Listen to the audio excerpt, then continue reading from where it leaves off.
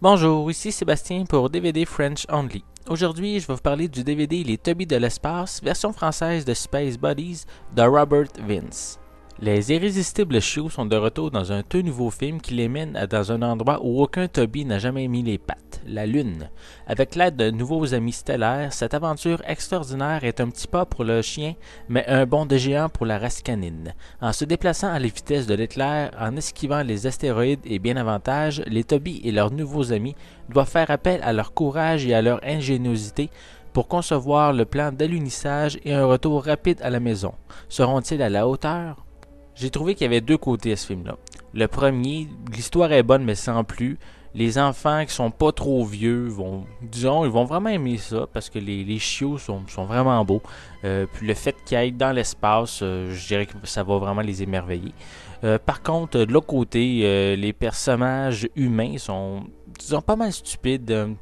Les dangers qu'ils doivent faire face sont improbables. Puis je trouve ça vraiment bizarre qu'une équipe de scientifiques qui doivent contrôler un avion qui doit aller dans l'espace sont vraiment tellement distraits. Je trouve, il me semble, les personnes qui sont à ce niveau-là doivent être très très brillants. Puis ceux qu'on voit durant le film, ça représente vraiment pas la réalité.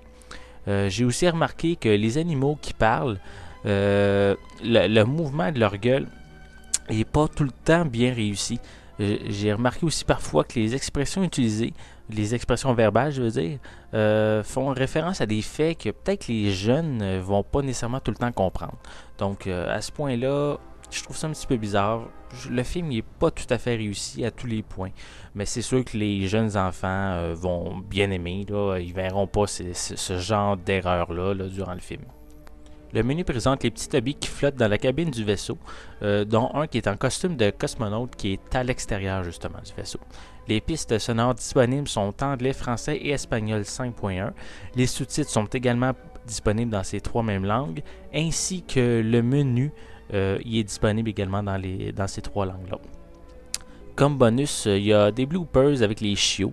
J'ai trouvé vraiment ça drôle parce qu'ils ont même pris le temps d'animer la gueule des chiens. Donc, puis ils leur font dire vraiment des choses assez rigolotes. Il y a également le vidéoclip Dancing in the Moonlight.